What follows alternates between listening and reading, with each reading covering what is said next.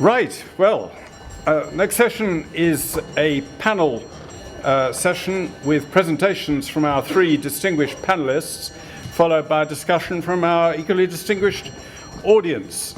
Can I introduce, first of all, Dorothy Tembo, who's Deputy Executive Director of the International Trade Centre. She comes from Zambia and previously served as Executive Director of the Enhanced Integrated Framework Programme at the WTO, and she there spearheaded the relaunch of the programme supporting, at the time, the 48 least developed countries in addressing their trade and technical assistance and supply-side constraints. And she's also been Chief Trade Negotiator for her country, so she's extremely well equipped to talk to us today. Would you like to start off? Yes, I do. If you'll excuse me, I'm going to have to go and vote. But I will be back in 8 minutes. I'm sure you'll... It's a very important bill. It is. It's really calling you as well. Sorry. Right, okay, crack on. Thank you very much. Honourable members of Parliament, good afternoon to you all. And Speak up. Let me just move. Honourable members of Parliament, good afternoon to you all, and indeed an honour for me to be able to join you this afternoon to share our perspective to the discussions that we've been having in the last 2 days. I think much of what I would say in terms of trying to put into context as to why we think trade is so important, in a way, has really been discussed at length in the different sessions that you've had. I think it's not a matter of convincing you as to why trade is important to supporting the trade and development agenda, but perhaps giving you some sense of who we are and where we fit in this equation, and some of the work that we are doing in the field, and indeed try to sum it off by trying to give you some thoughts as to where we think your role would be really appreciated, taking into account some of the experiences that we have had on the ground.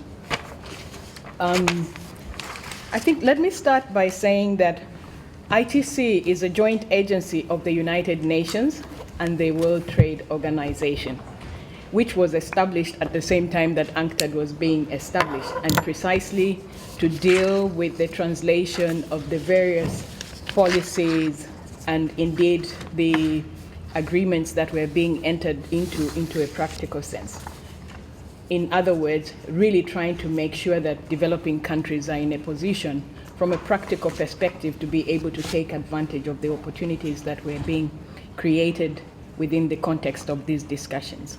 So over the years, we've been very much primarily an organization that focuses on supporting the enhancement of small, medium enterprises in developing countries. And this is a very peculiar mandate in the sense that it's not, when you look at the functioning of the other UN agencies, we probably are in a situation where we are more working in the field, working with private operators, and of course at the same time needing to be in a position where we are not only we are in a position to be in an innovative way to respond effectively and timely to be able to have the impact that is being looked for.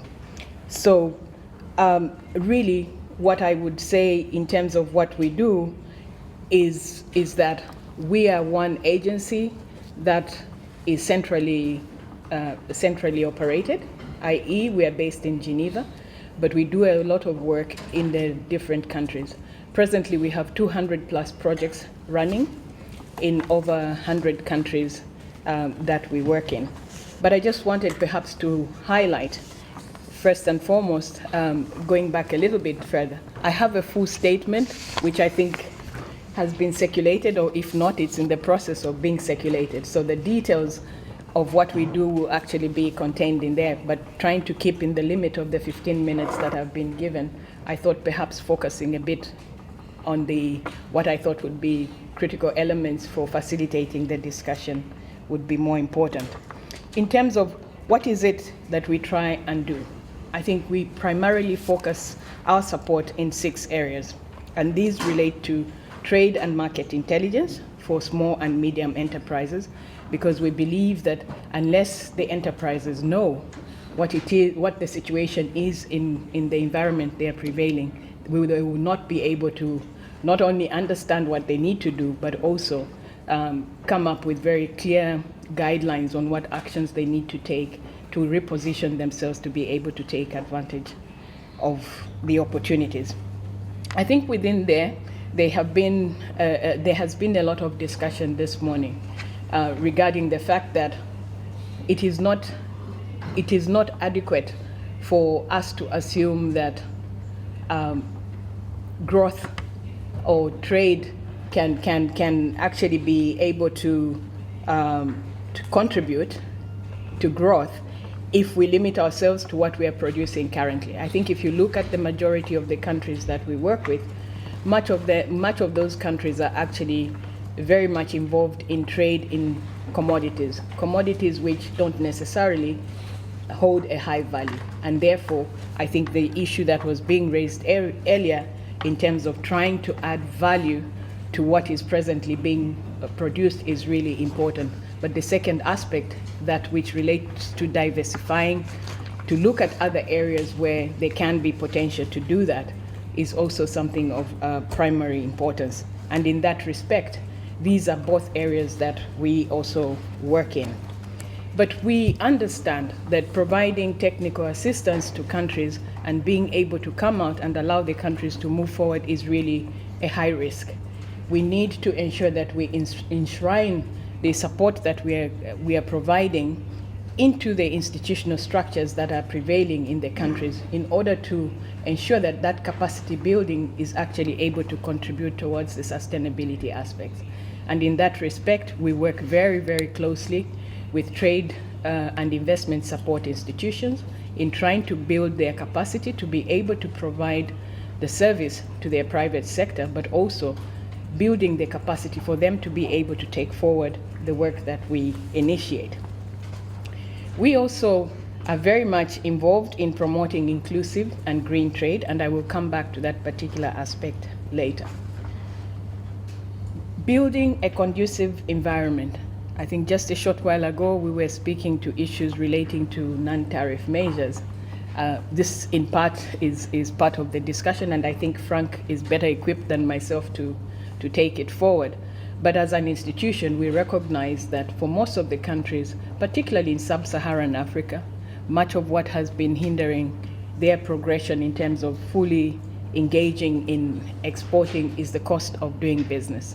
And as an institution, working with others, taking into account the nature of our mandate, we have been focusing on trying to support trade facilitation issues. And within here, we work with countries trying to undertake non-tariff measures surveys, which give some sense as to where really countries are, and that beyond that, working with other partners, we can try to find very good solutions that assist countries in trying to move in a direction where the cost of doing business is actually reduced.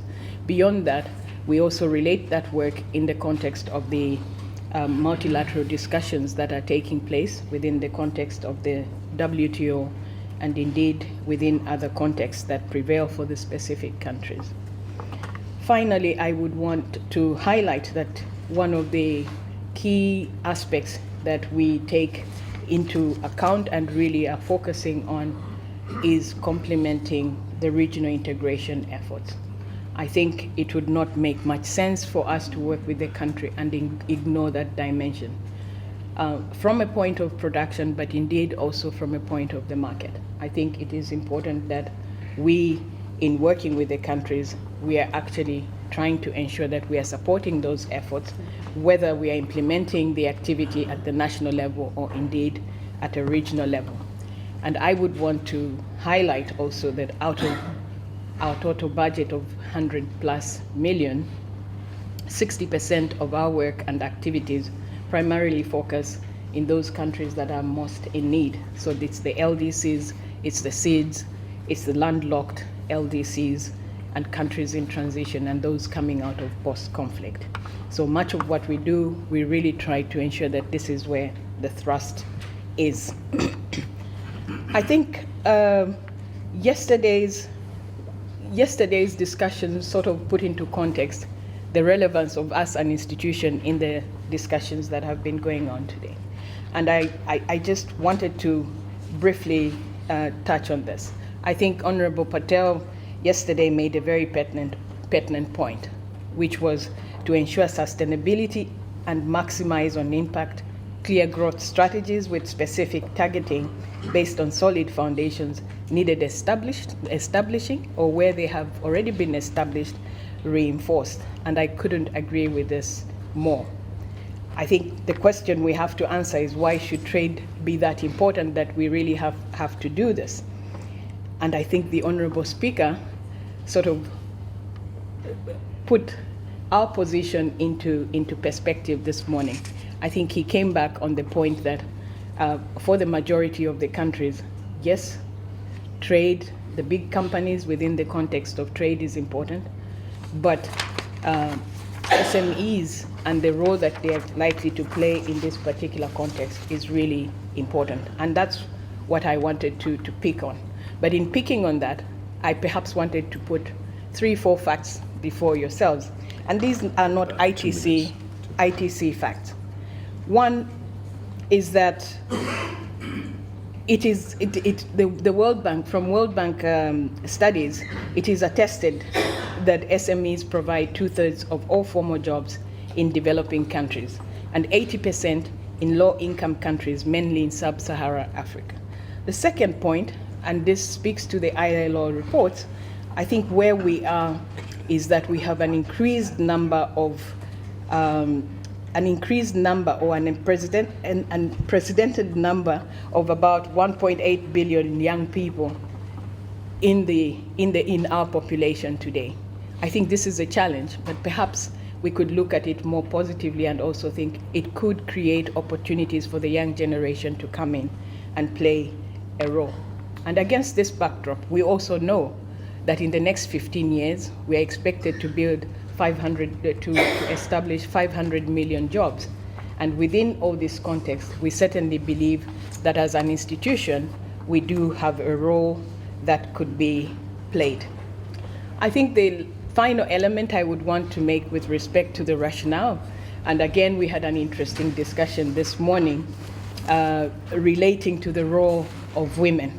Research has proved, and this research has been done by a number of UN and indeed private sector people, that women reinvest up to 90% of their earnings in their family and community.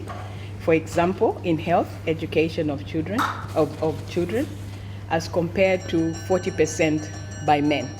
I think this was really an interesting dimension. I know our table had a lot of conversation around this, and we can.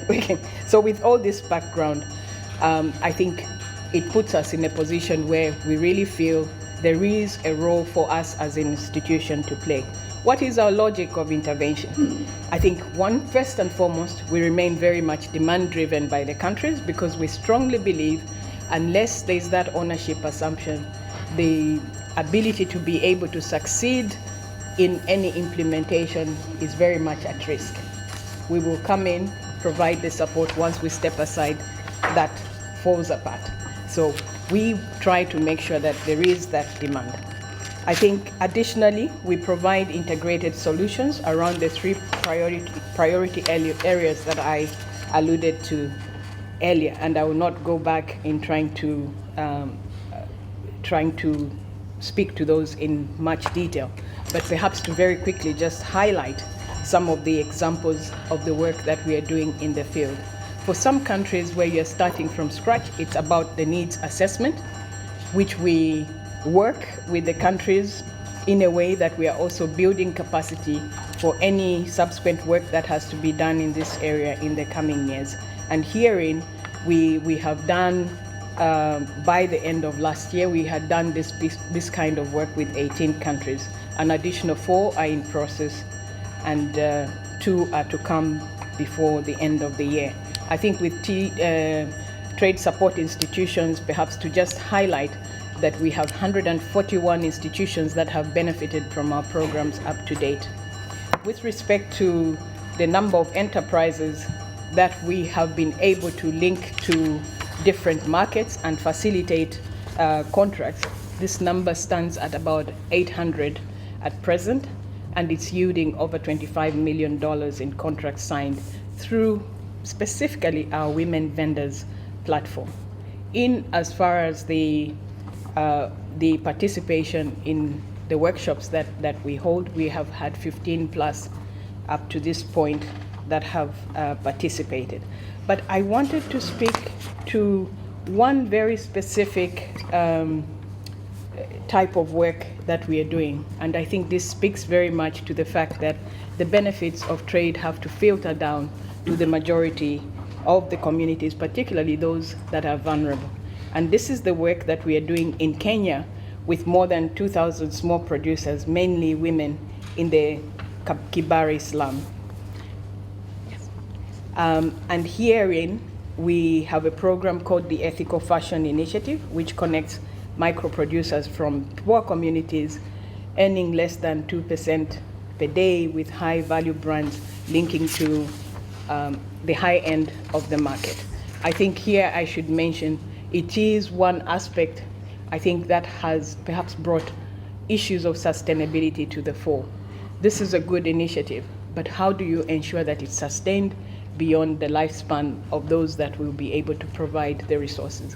And I just wanted to highlight that as far as this initiative is concerned, we're trying to be innovative in finding solutions, but at the same time, in finding that solution, we are very much looking at a process where we will not expose those that are vulnerable to a situation where they reduce or they step back in terms of all the benefits that they have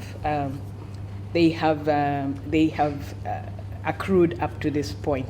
Perhaps I could leave it here for now and come in later on some of the innovation and some of the innovative initiatives we have undertaken, which are very different from the norm. We will certainly include that in the subsequent discussion. Thank you very much indeed for that. I am very rudely going to have to go off and vote against, having just introduced Frank Matsaert, who I know well from previously as Chief Executive of Trademark East Africa, who's very much involved in developing regional trade and economic integration within East Africa, and I look forward to coming back and hearing the tail end of your remarks. Okay. Thanks very much.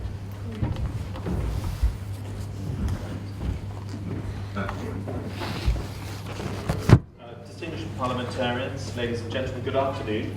My name is Frank Matsaert, and I'm the CEO of Trademark East Africa. And what I'm going to try to do in this presentation, I hope you can all see it over there, is just to give you maybe a bit of a case study of a wonderful region in Africa called East Africa. I think there's a lot of representatives from East Africa here. Just to talk through some of the examples really of how you can grow prosperity through trade. So I thought I'd kick off really with the challenge, and the challenge is simply that graph. Look at the cost of doing business for landlocked countries of Rwanda, Burundi, and Uganda here, compared to the coastal countries of China. It can cost up to around $5,000 to import a container for Rwanda versus less than $300 for China. So if you were to import, say, these headphones in Rwanda, 45% of the value of that is largely transport costs. That's really something that hits back jobs and hits back growth, and your potential to export and do trade is really limited by those huge costs. And some of the reasons for those high costs are basically poor infrastructure. This is a road in East Africa that carries a lot of trade, but equally it's also problems with delays in borders and ports. This is the border at Malaba between Kenya and Uganda, and this border is a busy one. It's the busiest in East Africa, and at bad times that queue going in can be 10 to 15 kilometers long. So the kind of processes and hindrances of borders and ports are particularly add to the cost of doing business, as Dorothy said. And I think this is really why it's important that we look at this, because it affects really the way that people do business and grow jobs and create jobs. So these are the two corridors that we focus on in East Africa. The purple one is what we call the northern corridor that goes through Kenya, Uganda, into Rwanda, Burundi, and up to South Sudan. The orange one is the central corridor going from Dar es Salaam through Tanzania into the Great Lakes. And those two corridors carry around 98% of East Africa's trade. That's a consumer base of about 150 million. And within 20 kilometers of those two corridors, around 65 to 70% of the region's GDP is generated. So they're very important for trade. And when you look at actually the whole trade environment and you think about the next 20 years, on the northern corridor, which carries more trade traffic, you can see that we're projecting broadly a 4 or 5 times increase in trade. These projections we did before the discovery of extractives on the northern corridor and the Lake Albert and Turkana, the oil up there. And you can see that the trade growth is projected to be high, but the red bar there is how much goes through the port of Mombasa. That's the key port on the northern corridor. And the green bar shows you how much goes by road. 96% of freight at the present time goes by road, only 4% by rail. There are plans to set up a new railway across East Africa that could carry up to 30%. But I really wanted just to show you that the region's growing quickly and trade growth is going to be high. This trade growth could be constrained by the lack of capacity, particularly at the ports and on the roads. And this is a breakdown for the average cost of looking at a container, moving it from the point of entry. And if you pretend you're doing a journey along the northern corridor, here's Mombasa, Nairobi, Kampala, Kigali, Bujumbura. I just want to point out the blue bar, which is the cost of delay. These are delays at borders, at ports, and broadly 50% of the cost base is due to those kind of delays. The red bar shows you the kind of fixed costs of operating a vehicle, and the green one is basically the operating costs as you go along the corridor, they increase. The yellow bar is basically the cost of corruption, the cost of bribes and so forth. Although that we think is understated because we did a piece of work on it. But all I wanted to say was the challenge is to try to reduce the time. If you can reduce the time, you can reduce the cost. And if you reduce the cost, your goods are cheaper to trade. So I think that was really some of the challenges that basically we aim to look at. I was asked to say, well, what does Trademark do? So, I mean, what are we? Trade and Markets East Africa. We're not for profit. We're registered in all the partner states of the East African community. We have branches in all the member states, Juba and Arusha, and we've got about 8 donors funding us, particularly grateful to the UK, where we are today for the funding. Our budget's about $540 million for 2016 over a 6-year period. And I guess it's unusual to have that level of resources for a specific sub-region. And I think that this is really one of the interesting things about our program, is the ability to actually bring real resources to bear. Our vision is really pretty much like the East African communities, to support flourishing trade, less poverty and strong investment. And our mission is really to improve trade competitiveness for all East Africans, not just for big traders, but also for small. There's a lot of talk about how trade relates to growth and poverty reduction. Essentially, we aim to really increase trade. I'll come to the actual metrics, but the blue bar there is really we're aiming to increase physical access to markets. And there, we invest around $120 million in upgrading the 2 ports of the region, Dar es Salaam and Mombasa ports. We do 7 one-stop border posts, which I'll show you some pictures of later, and also a lot of work on just getting goods out to market. The second bar that we work on is the enhanced trade environment, and there it's really supporting the East African communities, customs union, common market, but equally trying to address the rather pernicious problem of non-tariff barriers that Dorothy talked about, and also looking at how you can reduce processes through electronic means. For example, I think it was mentioned earlier about Azukuda, so trying to make certain trade processes electronic. So here we've been doing lots of work on single windows. And the last one increase business competitiveness is really what Dorothy talked about, trying to diversify exports, work with the private sector to drive growth. And particularly there, we're looking at how you can improve logistics. And we've got a publication, I've got about 35, 40 copies over there on the desk that lays this out in a lot of detail. Okay, it tells you about some of our work. So the kind of work that we do is work on corridors, ports, borders, and railways. That picture kind of summarizes it pretty well. It's a mixture between hardware and software. And our approach is, you know, when you look at a region like East Africa that's very integrated, in the end, everything is implemented at the national level. So we have this focus on national implementation of regional trade agreements. We combine hardware with software. We find you can build a road, you can improve a port, but unless it's operated better and the policies are supported, it won't have the impact. We also work in a kind of private sector way, and I think we've got very strong levels of national and regional governance. I think we're very results and value for money driven, and the kind of results that we're hoping to achieve: a 10% increase in trade for the region with the rest of the world, 25% increase in the share of inter-regional trade. In Europe, inter-regional trade, I think, is around 67%. And in East Africa, I think we're about 19%. So there's huge potential for this to grow. We aim to achieve that mainly through reduction from the port of entry to the point of destination, so Mombasa to, say, Bujumbura in Burundi. And we aim to reduce time going through borders by 30%. That all sounds can sound a bit dry, but it's worth about $17 billion of benefits to the private sector in our region. And that's about a $34 impact return for every dollar invested. So it's good bang for your buck. The kind of results we're achieving, I'm glad to say that we've just developed a tool to look at the aggregate impact of our 165 projects. And we pretty much at 9% versus our 15% target already, a couple of years early. We think that we'll probably achieve around 20%.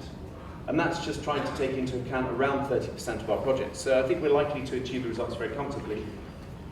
Some examples, we've worked, for example, on trade facilitation in Rwanda, electronic single window. It's reduced the time to clear goods from 4 days to less than 1.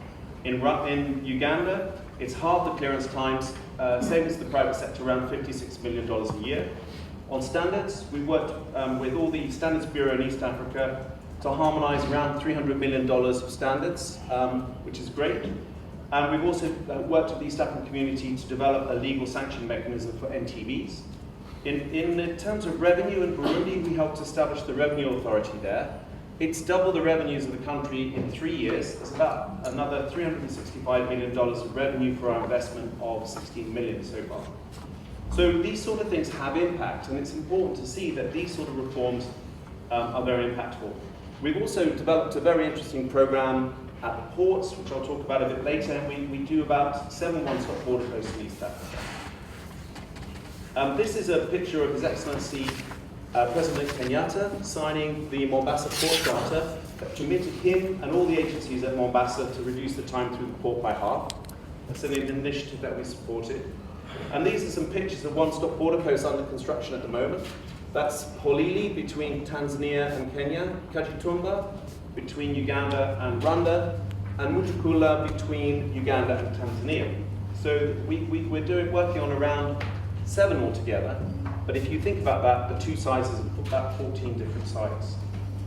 And this is one of the roads that we just, His Excellency President Museveni just flagged off the other day, construction of the road to the Kajitumba border post.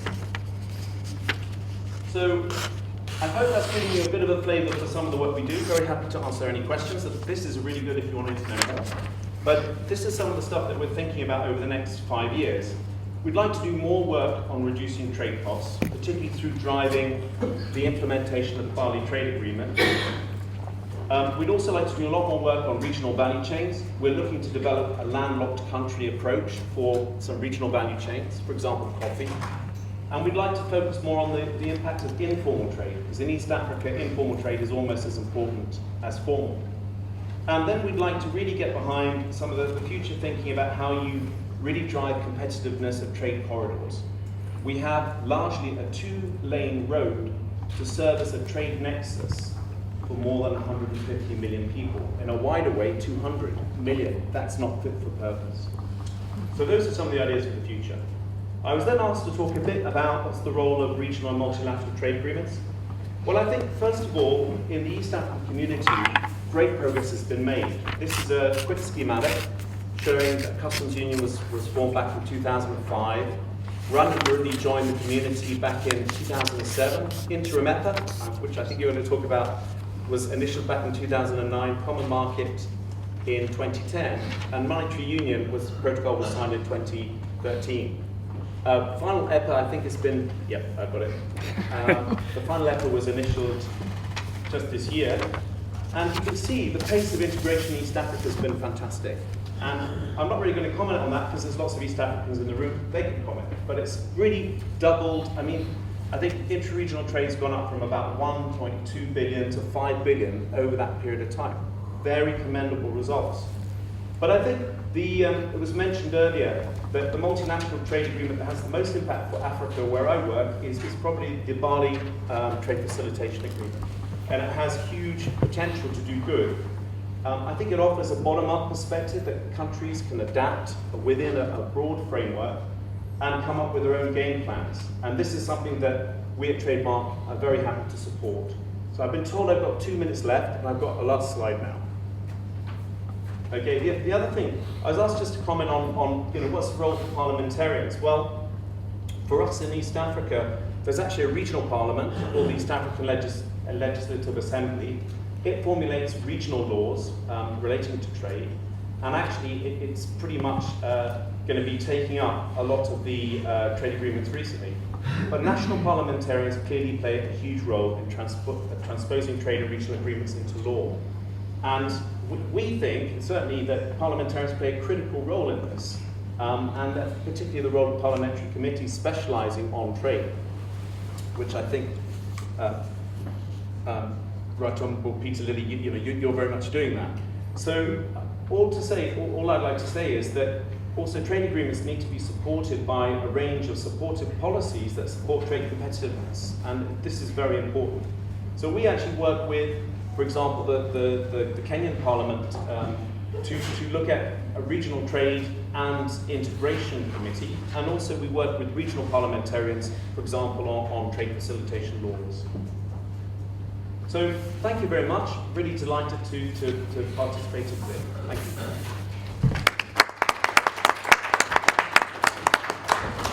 Thank you, Frank, for that excellent fact-filled presentation. And now we go on to our third of our panelists, Erja Askola, who's the trade lead in the Directorate-General for Trade at the European Commission. And she's in particular in charge of economic partnership agreements and relations with African, Caribbean, Pacific countries. So we very much look forward to hearing what you have to say. Thank you, Mr. Chairman, honourable members of Parliament. I'm very honoured to have this opportunity to discuss economic partnership agreements, so-called EPAs, with you, because EPA is it's a concept that has a lot of different connotations, and it is perhaps the most misunderstood part of the EU's trade relations with third countries. Misunderstood because it has created a lot of emotional and ideological debate for understandable reasons. We have decided the ACP group of the states, Africa, Caribbean and Pacific, to move from unilateral, non-reciprocal trade preferences towards so-called asymmetric reciprocity. I will explain to you a little bit more what it means. But I think today a clear majority of ACP countries, which is 48 out of 79, have already opted for an EPA. So it's clear today that the future trade relations between the ACP and the EU will be turning around this instrument. And I think it's a very good opportunity to explain a little bit more in detail or in depth what this instrument is about, and especially what it is not about. I am not going to go very much into detail in the background. You all know probably that we have long historical roots of cooperation between the ACP and the EU. ACP are the former colonies of some of the EU member states. It's not the majority of EU member states. As you know, we have 28 member states at the moment, and the vast majority never had any colonies anywhere in the world. But this is the very, very deep historical background that we have for our relations. And these unilateral preferences were applied for several decades, and they did not deliver in terms of trade performance, growth, or diversification of ACP economies. And there was another problem. Other developing countries within the WTO complained about discrimination. They wanted the same preferences. They say, why them, not us? Why not us? And this is how the instrument called EPA came about. I want to highlight that it is not an EU policy instrument. It is really an instrument that was created together by a common decision by the ACP and the EU. It is not imposed upon the ACP by the EU. This is an important point because it tends to come up in many commentaries that the EU is imposing these instruments on the ACP, which is actually absolutely not true. Where we stand at the moment is actually, when you look at the slide and you see the EPAs that we have in place today, this is very surprising, because if you told anybody a couple of years ago that we would have so many EPAs, especially in Africa, people would have laughed and said, no, go home. The negotiations took very long. We started in 2002, and there were several obstacles on the way, but little by little we have been able to overcome those obstacles, and now we are implementing EPAs in all ACP regions. So there is a full comprehensive EPA in the Caribbean. It is comprehensive, means that it has goods, services, trade-related rules, investments, and what have you. The implementation started in 2008 already.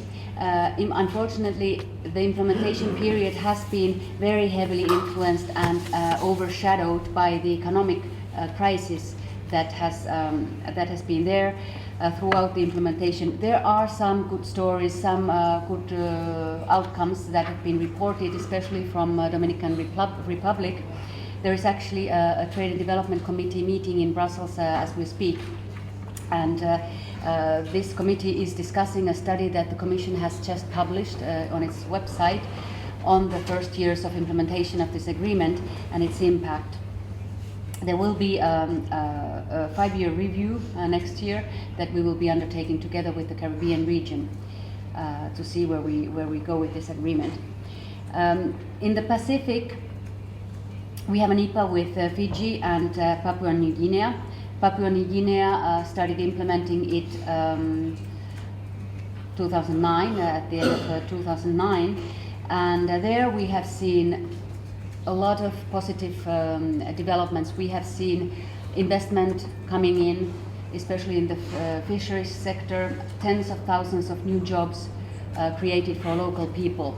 Fiji started implementing this agreement very recently, so it was this summer, if I remember correctly, in July. So there is, of course, it's too early to talk about Fiji at the moment. There is one EPA that is already being applied in Africa.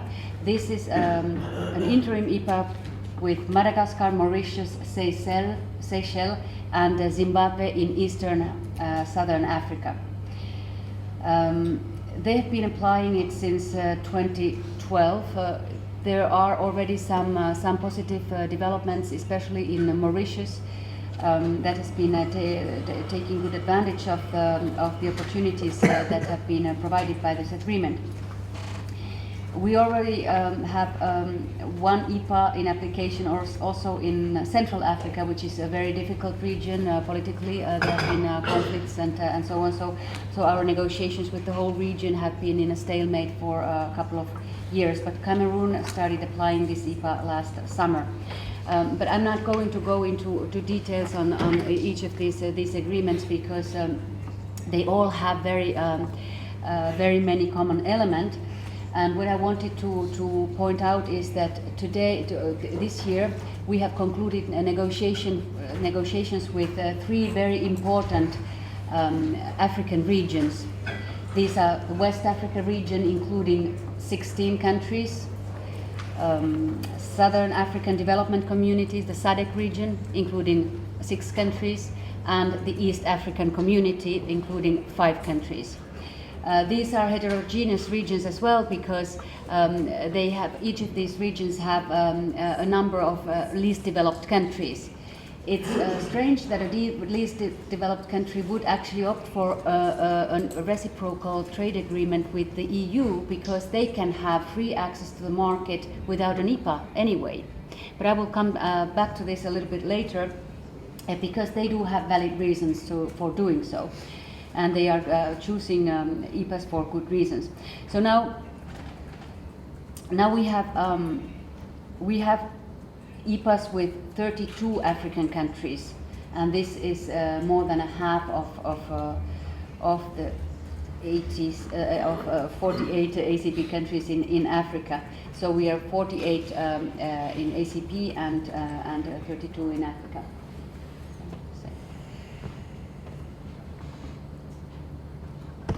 So EPAs are about making trade work for development. And there are several concrete mechanisms by which they do this. This is just not lip service. This is reality. In concrete terms, it means that the EU does not pursue offensive interest through EPAs. You may read in some commentary that EPAs are just about promoting EU business or European business interests in Africa or other ACP countries. But I would say that I think I'm well placed to say this because I work in the unit that negotiates these agreements. And I can tell you that we have had some industry lobbies. We have had industry come approaching us, telling us that, well, please negotiate market opening. We are interested in Africa. And we say, well, if your product is such that it can help Africa develop, yes, but we do not promote European business interests and offensive interests through these agreements. These are development agreements. They have an explicit development objective, which makes them very special.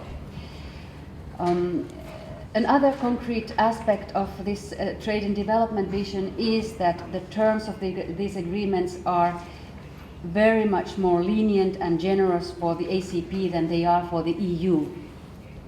I will tell more about this a little bit later as well.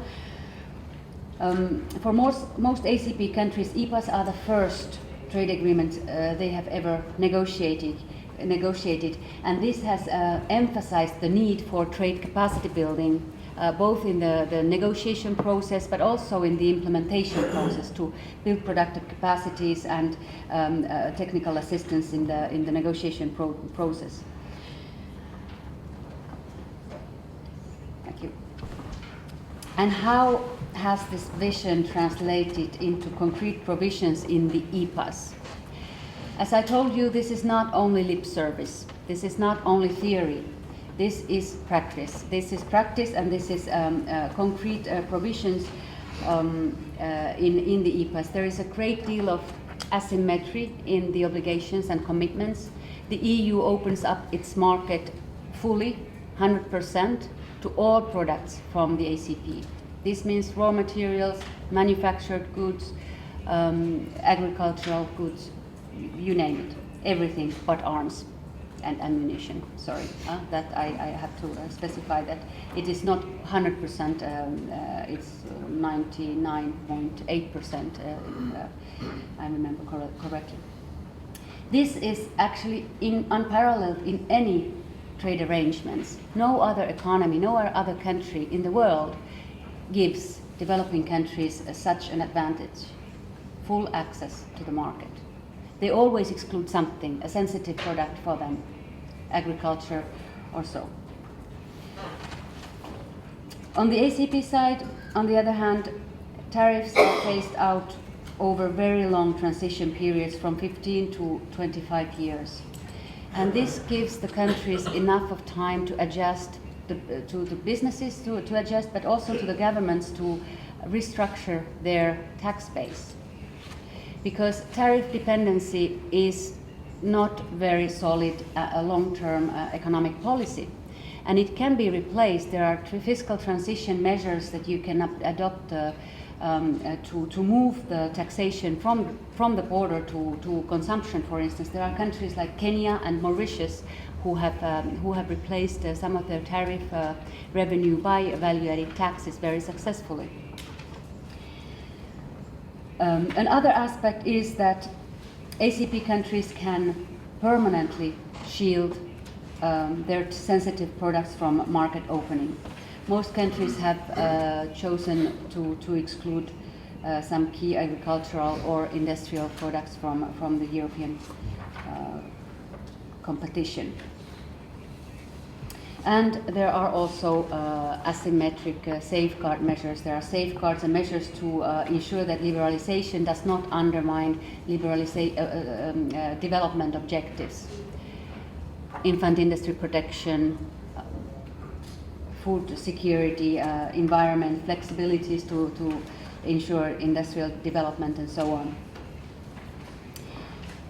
Third point, EPAs have also been conceived to support and facilitate regional integration in the ACP. There are concrete mechanisms for this as well. Most importantly, I would say, the flexible rules of origin, single transformation, a possibility to accumulate origin with your partner countries. This is very significant, for instance, in textile industry, where you can source your fabric from elsewhere and still make it into clothing or apparel and still have full preferences without losing the origin. Regional preferences. Regional preferences mean that you need to give the same preferences to your neighbors as you give to us. And actually this is not always so easy, because some countries in the ACP and in Africa in particular, they compete more against each other and than against us, and they are more concerned about liberalizing their markets in relation to each other, because then there will be possible industry dislocation and so on.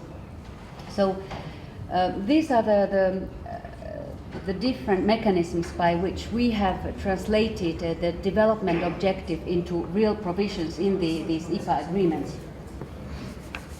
And let me tell you just in a few words how EPAs can affect and contribute to the ACP industrial development process. Industrialization, industrial policy has been mentioned today already several times. Commodity dependency and so on. Countries that are industrializing today are living in a very different world than, for instance, Europe and other developed countries that industrialized back then, when there was no internet, communication, logistics of today did not exist. The world was not globalized. There were still high tariffs, and above all, we didn't have fragmented production patterns, global value change as we have today. So the landscape, the global landscape for ACP industrialization is very different today than it was in the past. Tariff reductions mean that businesses in the ACP will get access to cheaper intermediates, inputs, and better technologies, and both of these are key to their to increase their productivity and competitiveness. So this is notably true for typical EU exports to this part of the world, because we export mainly equipment, machinery, chemicals, fertilizers. Those are all important for increasing your competitiveness.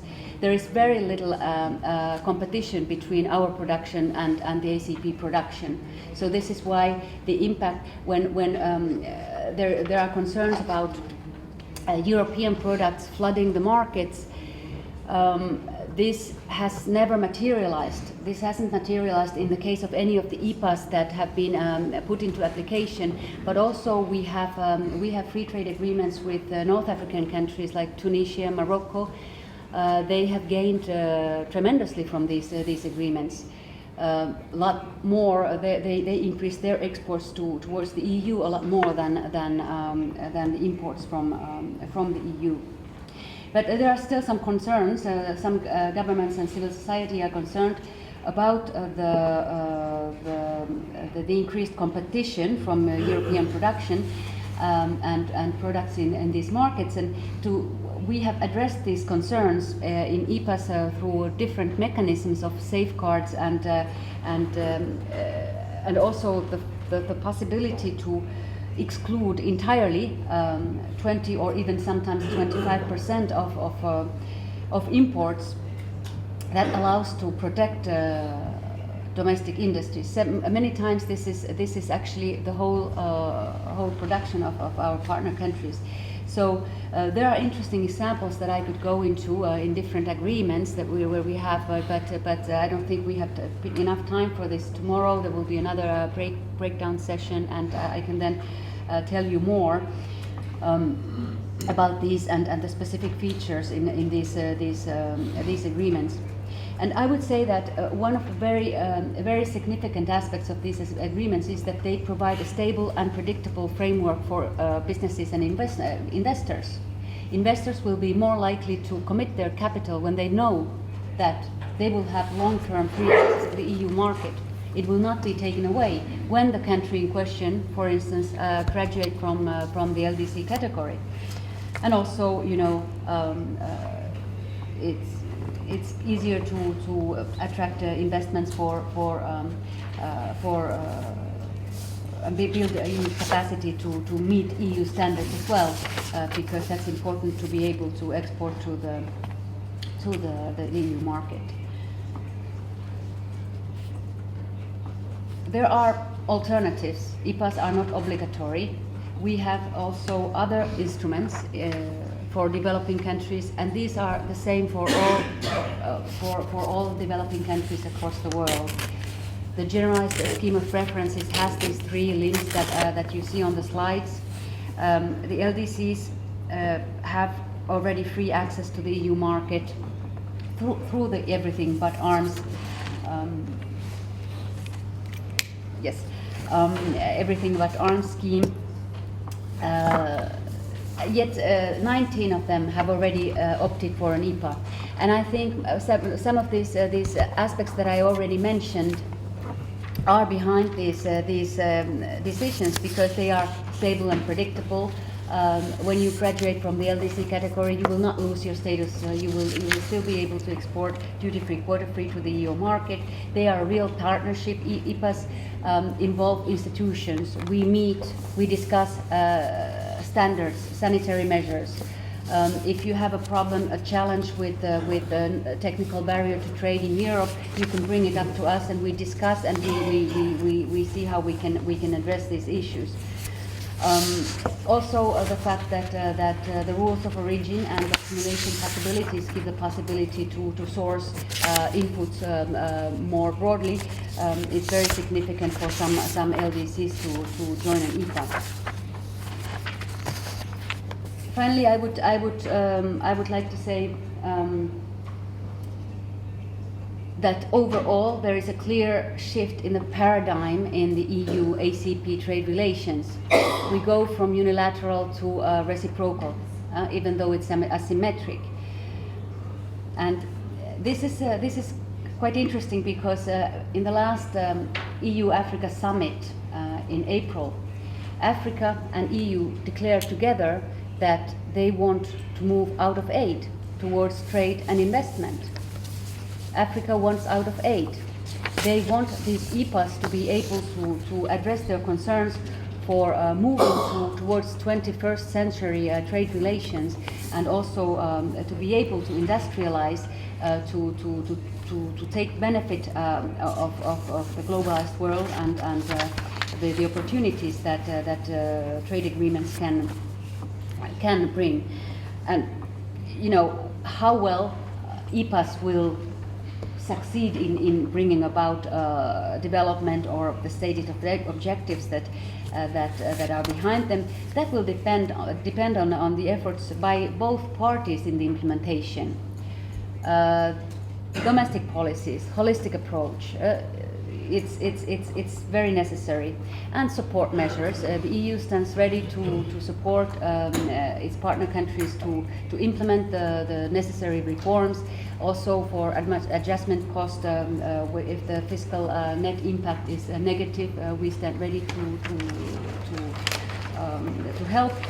And also we have measures to build the capacity of the private sector and create enabling environment for business. So there's still a lot of work to be done, but I'm happy that I had this opportunity to explain a little bit this instrument, and I will be happy to answer any questions that you may have. Thank you. Thank you very much indeed. Thank you, Erja, for explaining very clearly this difficult and sometimes controversial area of policy.